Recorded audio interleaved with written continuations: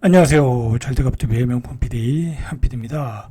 자, 이번 달 물가 상승률이 2%대라고 그래요. 그러나 못 믿겠다. 실제 우리가 체감하는 그 물가는 폭등의 분위기다라는 거예요. 자, 왜 그런지 한번 보시죠. 자, 통계청에 가보면 이렇게 매달 소비자 물가 동향이 이렇게 잘 나와 있어요. 자, 리포트를 잘 보시면 돼요. 자, 소비자 물가 상승률이 1월 달에 지금 2월 달이니까 1월 달께 통계가 나왔어요. 2.8%가 나왔다라는 거야. 자, 그런데 우리가 요즘 과일값이 너무 비싸서 못 사 먹고 있죠. 그죠? 저도 올해 딸기를 한번 못 먹어봤어요. 사과도 못 사 먹었고 요즘 과일값이 천정부지예요. 자, 실제로 보니까 사과값이 56.8% 올랐다라는 거야. 그리고 귤값이 39.8%, 마늘값이 12.1%. 요즘 뭐 음식 장사 하시는 분들 굉장히 어렵겠네요. 과일 파시는 분들은 거의 안 팔리겠죠. 이렇게 되니까. 자, 과일값이 왜 이렇게 오른가는 뭐 정확히 저는 알 수는 없지만, 뭐 기후가 너무 추워서, 날씨가 너무 추워서 뭐 연료비가 많이 들어갔다, 뭐 그런 얘기가 있더라고요. 어쨌든 농축 수산물이 8.0%, 그죠? 그리고 공업 제품은 1.8%, 그 다음에 우리가 공공요금으로 내는 전기, 가스, 수도는 5.0%, 서비스업은 2.6%. 그러니까 서비스업 기준으로 보면 소비자 물가가 맞는 거예요. 그러나 우리가 실제로 밥상 물가라고 그러죠. 밥상 물가. 밥상 물가는 8%나 올랐다. 그러나 실질적으로 우리가 사과를 사 먹으려고 하면 두 배 올랐다. 56%가 올랐다라는 거죠. 자, 소비자 물가 지수라는 게 중요한 거죠. 소비자 물가 지수를 보면 2022년도에 피크였죠. 그죠? 이때가 코로나 끝날 쯤 해가지고 피크였죠. 5.1%. 그 다음에 2023년도에 3.6%. 그죠? 그 다음에 2023년 10월에 3.8%, 11월에 3.3%. 자, 1월달은 그나마 줄어들었어요. 그러나 우리 밥상 물가가 폭등했다라는 거, 밥상 물가가. 자, 2.8%로 줄었던 이유는 뭐냐면 바로 이 공공요금이죠. 전기, 가스, 수도죠. 그죠? 이게 인상을 억제한 거죠. 그리고 원유 가격이 내려갔잖아요. 그죠? 그런 상승의 원인이 있었다라는 거죠. 자, 그렇게 보시면 돼요. 자, 중요한 거는 물가는 계속 오르고 있다. 물가는 계속 오르고 있다. 자, 이 전기, 가스, 수도를 보니까 2022년도에 12% 오르고 2023년도에 20% 올랐어. 그러니까 뭐 이건 뭐, 그리고 2023년도에도 9.7% 올랐어. 그러니까 물가는 계속 오르고 있는 거야. 계속 오르고 있는 거. 이게 제일 문제죠. 전기, 가스, 수도가 계속 오르고 있다. 이게 오르면 뭐가 오르겠어요? 공업 제품도 오르고, 그죠? 공장에서 생산해야 될 때 비용이 많이 드니까 농축수산물도 오르고 그렇게 됐죠. 신선식품도 오르고. 지금 이상하게 신선식품이 계속해서 오르고 있어. 더 오르고 있어. 오히려 2022년도에는 5.4%밖에 안 됐는데 2023년도 10월부터는 뭐 10%대가 나오고 있어요. 그죠? 자, 이렇게 엄청나게 폭등하고 있다라는 거야. 소비자 물가가. 자, 보시면은 뭐 음식, 숙박 이런 것들은 지금 뭐 오르진 않고 있어요. 옛날에 많이 오르고 뭐 교육도 오르지 않고 있고 오락도 안 오르고 있고, 그죠? 소비를 안 하니까 이건 안 해도 되는 거니까. 근데 우리가 가장 많이 비용을 지불하는 밥상머리 물가는 폭등하고 있다라는 게 지금의 문제인 거죠. 지금의 문제인 게 그게 문제다라는 거예요. 자, 제가 이 물가 이야기를 먼저 여러분들에게 이야기한 거는 뭐냐면, 결국은 물가를 잡으려고 하면 금리를 올려야 되고, 돈을 푸는 속도를 조절해야 되고, 부채를 줄여야 된다라는 게 경제의 기본이죠. 저 같은 뭐 경제의 비전문가, 그죠? 뭐 제가 경제학자도 아니고, 그죠? 경제 어떤 그 학문을 하는 사람도 아니니까 그런 걸 얘기할 수는 없지만, 누구나 아는 얘기잖아요. 그죠? 물가가 오른다. 그러면 금리도 올리고 유동성을 조일 필요가 있는데, 정부는 그 반대로 정책을 피고 있다라는 거야. 반대로. 그죠? 막 그냥 돈을 막 풀잖아. 제가 뒤에서 얘기했지만, 신혼부부 뭐 신생아 대출 뭐 1%대 그거를 또 돈을 어마어마하게 풀고 있잖아. 그죠? 풀고 있고 이제 이미 시작했고, 작년에 특례보금자리론으로 어마어마하게 돈을 풀어서 시장의 유동성을 보여줬고, 자, 그게 다 누구한테 갔겠어요? 은행한테로 갔겠죠. 은행한테로. 은행이 엄청난 이익을 받고, 그죠? 그래서 자기들끼리 그 성과급 잔치를 했고, 그리고 그렇게 돈을 많이 풀면 결국은 누구한테 가냐면 돈 많은 사람한테 갈 수밖에 없어. 그죠? 기득권한테 갈 수밖에 없는 거야.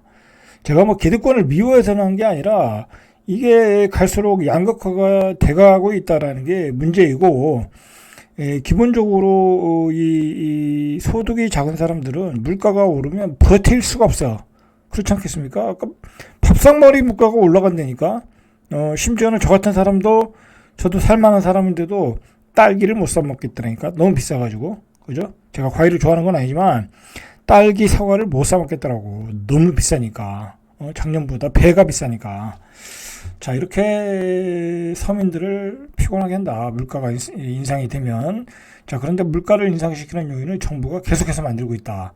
거기다가 뒤에서 이야기하겠지만 정부가 부동산 경기를 살리겠다고 뭔가 정책을 다 만들었단 말이에요. 자, 뭐 만드는 건 좋아요. 뭐 그게 문제가 있다는 건 아닌데 뭐 아직 뭐 먼 미래 얘기고. 근데 문제는 그게 주거의 집값의 방어 역할, 그 가격이 떨어지는 것에 방어 역할을 한다라는 거야.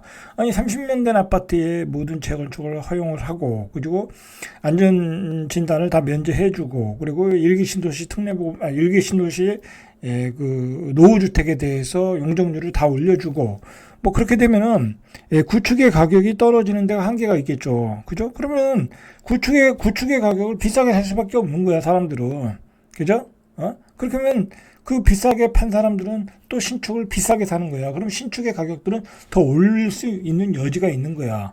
거기다가 전국을 GTX로 다 만들겠다고 그러니까 수도권 중심으로 해서 수도권의 주변에 있는 도시들, 뭐 원주, 저기 천안, 뭐 또 어디야, 뭐 춘천, 뭐 그런 데까지 다 GTX 깔린다고 하니까 땅값은 올라가고, 땅값이 올라가면 또 아파트의 분양가가 올라가고, 이미 뭐 GTX 그런 이 발표를 해버리니까 뭐 되지도 않는 지역에서 앞으로 GTX-D가 들어오니까 집 사세요. 그렇게 또 광고가 나오잖아. 그럼 또 그것 가지고 얼마나 얽어먹겠냐고, 되지도 않는 얘기 가지고. 여러분, 우리 생애에 GTX-DEF는 그냥 안 된다고 보시면 되는 거야. 그거 어느 세월에 되겠어요. 그죠? 안 된다고 보시는 게 더 편한 거야. 그리고 인구 감소 시대에, 수축 시대에, 응? 자꾸 경제가 수축되는 시대 아니에요? 컴팩트해지는 시대에 그렇게 광역교통망을 깔 필요도 없고, 그죠? 그냥 천안에 사는 사람은 천안에 살면 되는 거야. 이제는, 그죠? 춘천에 사는 사람은 춘천에 살면 되는 거죠. 춘천 사람이 서울로 GTX 타고 출퇴근할 일 없고, 그리고 춘천에 사는 사람이 춘천에서 소비를 해야지 왜 서울에 와서 소비를 하냐고. 그죠? 응? 그렇게 되면 그 지역 경제는 다 죽는 거야. 자, 그것도 모르고 그냥 마구 정책을 발표하는데, 너무 무분별한 정책을 발표하는데, 그게 사실은 지금의 현재 상황과는 반대로 가는 정책이다. 물가 상승률을 잡아야 되는데 물가 상승률을 더 올리는 정책을 피고 있다라는 게 문제라는 거죠. 그죠? 자, 이 물가가 오르면 제가 누누이 얘기하지만 어떤 정권도 버틸 수가 없어요. 아니, 밥상머리 물가가 이렇게 올라가는데, 이거 제가 정치 얘기를 떠나서 하는 얘기인데, 밥상머리 물가가 이렇게 올라가는데 사과값이 49%막 그렇게 올라가는데, 여러분, 그거 지금의 그 여당을 지지할 수 있겠습니까? 못해요. 못한다니까. 이건 이렇게 되면 완전히 뭐 제가 객관적으로 얘기하는 거예요. 지금 여당은 굉장히 불리한 국면에 있는 거야. 이 밥상머리 물가를 못 잡으면. 근데 그 물가를 못 잡는 정책을 계속 내놓고 있는 거야. 시중의 유동성을 줄여야지. 왜 유동성을 퍼붓고 있냐고. 그러면 이게 총선이 끝나는 게 아니라 그 다음에 더 문제가 계속 발생하는 거야. 여러분들. 그러니까 부동산 경기를 살리겠다 해서 저리 융자를 막 내주고 그 시중에 돈을 푸는 정책은 결국은 물가를 올리는 거다라고 보시면 되는 거예요. 그렇게 되면 결국은 지금 정권도, 지금 여당도 버티기 어려운 거야. 그 똑똑한 사람들이 이 당에 다 포진돼 있을 텐데 왜 그런 생각을 안 하는지 모르겠어요. 근데 제가 장담하건대 말씀드리는 거예요. 뭐 보시는 그 관계자는 참고를 하셔야 돼. 이거는 뻔한 거예요. 자, 지난 7월부터 고물가가 지속되면서 서민 부담이 가중되자 4월 총선을 의식해서 정부가 전기, 가스, 수도 요금만 조금 잠금 장치를 한 거야. 억지로 잠금 장치 한 거야. 마침 그때 원유 가격도 떨어지고 그것만 1월에 5.0% 상승했대. 예? 옛날에는 10월, 11월에는 9.7% 올랐는데 그나마 잠금 장치를 했는데도 5.0%야. 우리 임금 상승률이 3%니까 이 기본적으로도 굉장히 공공요금도 2배씩 오르고 있다. 라고 생각을 해야 되죠. 자, 밥상머리 물가는 14.4% 올랐다. 사과는 56%, 귤은 39%, 딸기는 15%, 딸기는 더 오른 것 같은데. 자, 지난달 파 물가는 1월과 비교해서 60.8% 올랐다. 요즘 식당 하시는 분 죽으려고 그러겠네. 그죠? 자, 공공요금 말고도 공업 제품이 6.9%. 요즘 뭘 살라고 하면 작년보다 뭐 20%나 올랐어. 뭐지? 우리도 저기 프린터기 하나 살라고 그러는데 작년보다 20% 올랐어. 미치겠더구만 이거. 자, 이렇게 물가가 오르는 이유는 결국은 돈을 많이 풀어서 그래요. 돈을 많이 풀어. 이 돈을 많이 푸는 이유가 뭐겠어요? 그죠? 생산은 많이 되고, 기업들이 돌아가야 되고, 경제는 돌려야 되고, 그죠? 기득권들이 다 지고 있는 거 아니야. 그러니까, 알아서 서민들 빚내서 사세요잖아. 그죠? 근데 빚내서 샀는데 더 올라가야 되는데, 문제는 가격이 잡혀야 되는데 더 오른다니까 거기에 문제가 있는 거야 지금. 거기에 문제가 있는 거야. 자, 이렇게 장바구니 물가가 지난해 10월에 13%, 11월에 13.7%, 12월에 14% 이렇게 뛰고 있어. 이거 정부가 놓친 거죠. 그죠? 이 농수산물 가격이 오르는 것을 놓쳤어. 내가 보기에는. 그죠? 자, 재밌는 거는 뭐냐면 이 스텔스기처럼 물가 지수가 잡히지 않는 게 있대. 그래서 이거를 스텔스플레이션이라는 거야. 그러니까 아주 우리가 모르게 막 올라가는 것들이 있는데 그 중에 하나가 대표적인 게 치킨무라는 거예요. 치킨무. 우리가 치킨 먹을 때 무 주잖아요. 이렇게 뭐 이렇게 졸인 거 주잖아요. 식초에 졸인 건가 뭔가 줄여서 주잖아. 자, 근데 예를 들어 교촌치킨에서 사이드로 주는 무를 한 팩 추가할 때마다 1,000원을 더 받는다라는 거야. 옛날에는 공짜로 줬나 보죠. 근데 이제 1,000원을 더 받는데, 자, 추가 숙주 값으로 1,000원을 더 받는 쌀국수 가게도 늘었다. 자, 이렇게 물가가 올라가니까 옛날에 공짜로 주는 것도 돈을 받더라. 이런 게 스텔스플레이션이라는 거야. 자, 더 우울한 거는 2월, 3월에 이런 2%대 상승률조차 지속해서 이어갈 거다라는 거죠. 국제유가가 올라가고 있어요. 다시 올라가고 있다는 거야. 진영학적 위기로. 그런데 물가는 올라가는데 임금은 한 3%밖에 안 올라. 그러니까 실질 임금이 줄어들겠죠. 그죠? 그래서 실질 임금이 떨어지고 있다. 작년 1월부터 11월까지 실질 임금은 전년 동기 대비 354만 원 정도 했는데 3만 원 정도가 하락한 351만 9천 원이 됐다라는 거야. 왜냐면 인플레이션이 됐기 때문에 우리 임금은 더 떨어졌다. 요즘 장사하시는 분들 장난 아니에요. 장사 안 된다고 정말 주변에서 폐업들 많이 하세요. 그죠? 뭐 지금은 뭐 어디 집을 사고 팔고 뭐 그럴 수가 없는 상황이야. 자, 그런데다가 정부가 신생애 특례대출 최저 1%대 금리로 주담대를 주겠다. 그러니까 신혼부부들이 난리가 났어요. 그래가지고 주택도시기금 이든든 사이트에서 신생애 특례대출 뭐 이제 1%대 준다니까 이거 빨리 마감되는 거 아니냐? 그렇게 해서 또 몰려들어가지고 열심히 대출 받고 있다고 그래요.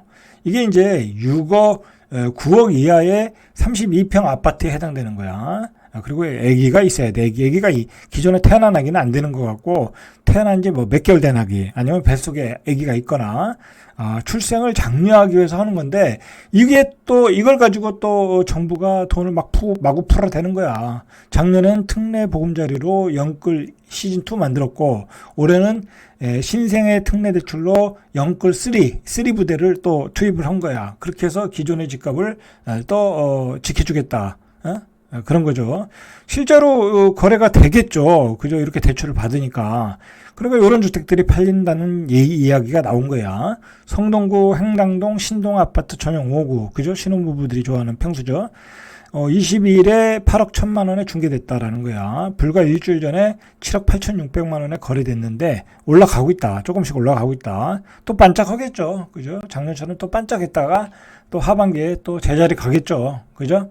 그러면 또 정부가 또 뭐 대출을 또 내놓겠어요? 근데 이렇게 되면 자꾸 뭐가 반복이 되냐면, 뭐 집값을 방어하는 건 좋은데 문제는 뭐냐면 물가가 올라간다는 거야. 정부도 좀 생각을 해라 이거야.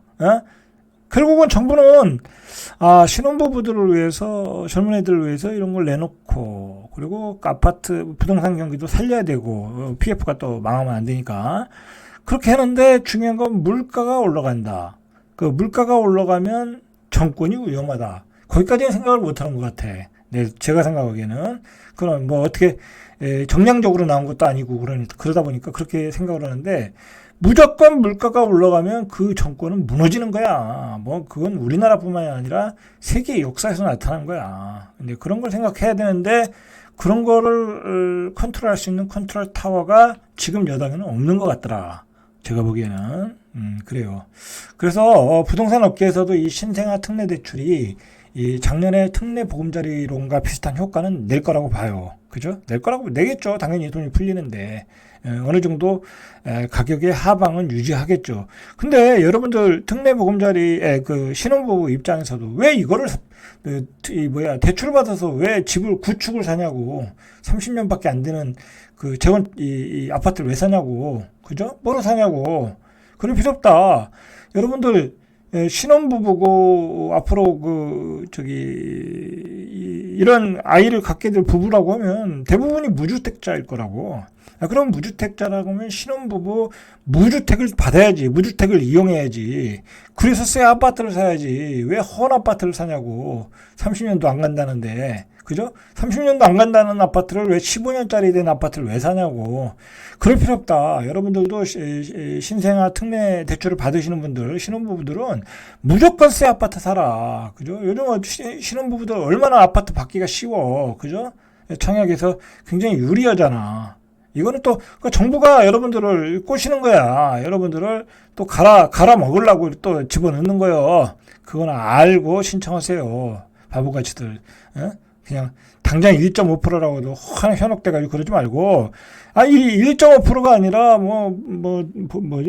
무슨 안심 든든 그런 것도 있잖아. 그러면 2.5% 3%를 받더라도 새 아파트를 받아야지. 그 신도시에 그 직주 조건이 좋은 하남, 교산, 창릉 그런 데 가서 시 아파트를 받아야지. 왜 이 헌 아파트를 받냐고. 그죠? 그렇게 생각하시면 된다. 자, 실제로 그 선사 현대아파트 전용 5구가 2022년 말 6, 7억대로 떨어졌는데 이게 한 8억대 중반까지 또 거래가 되고 있다고 그래요. 자, 이런 현상이 이게 또 문제가 뭐냐면 이 신생아 특례 대출이 이게 서울에서나 이렇게 좀 약발이 먹겠지. 지방에서는 약발이 먹겠어요. 지방은 특히 구축을 분양 받을 필요도 없지. 그죠? 그 돈 가지고 신축을 받아야지. 그죠? 제가 당부드리는데 신생아 특례 대출 받지 말고 신축을 분양받아라. 그게 여러분들에게 굉장히 유리하다. 여러분들 그걸 하셔야 돼. 신축과 구축은 천지 차이야. 요즘 아파트 기술이 좋아가지고 천지 차이다. 정말 여러분들 잘못 사면은 구축 예를 들어 2005년인가 그 전 거 사버리면 집에 스프링클러도 없어.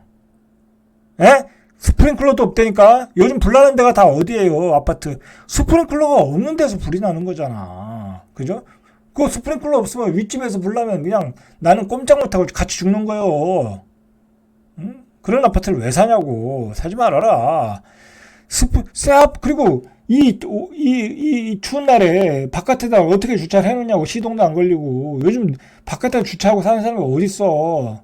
다 지하에 주차하고. 그리고 요즘은 라이프 스타일이 잘 안 나간다고 밖으로. 그러면 아파트에서 다 해결해야 된다고. 그러다 보면 헬스클럽도 아파트에 있는 이 피트니스 센터를 이용하고. 그러면 얼마나 좋은데. 그죠? 그 새 아파트에 다 있잖아. 그리고 골프 연습장도 다 있잖아. 얼마나 좋아, 새 아파트. 새 아파트를 받아라, 제발. 그 정부의 그 어떤 정책에 속지 말고, 누누이 당부드려요. 제 구독자들은 그렇게 하시고, 제 구독자의 자녀 되시는 분들도 그렇게 어드바이스를 해 주시길 바래요. 자, 또한 마지막 꼭지로 이 트럼프가 자기가 당선이 되면, 이 파워를 교체하겠다라는 거야. 그리고 금리 인하도 안 하겠다. 이 말은 그렇게 하지. 뭐 그걸 지킬지 안 지킬지 모르지만 어쨌든 올해 금리 인하는 일단 물 건너갔다. 하반기 얘기가 나오잖아요, 그죠? 하반기 얘기가 나와. 그리고 주식이 이렇게 미국 주식이 폭등하고 고용이 좋은데 무슨 금리 인하를 하겠냐고, 그죠? 근데 우리는 저렇게 무식하게 금리를 깎아주겠다라는 거잖아. 그럼 어떻게 했어? 물가는 계속 폭등하는 거야. 우리는 원자재가 없는 나라이기 때문에, 뭐 어떻게 컨트롤이 안 돼. 그러면 자체적으로 컨트롤을 해야지. 유동성을 컨트롤해야 되는데 지금 정부는 유동성을 컨트롤 안 해. 아예 그 유동성에 대해 컨트롤을 해야 될 사람이 한국은행 총재인데 한국은행 이창용 총재가 뭐 힘이 있습니까? 뭐가 있습니까? 맨날 걱정만 하는 거지, 그지? 맨날 걱정만 해, 그 사람은. 자, 오늘은 여기까지 하겠습니다. 이상 절대값TV의 명품 PD 한 PD였습니다.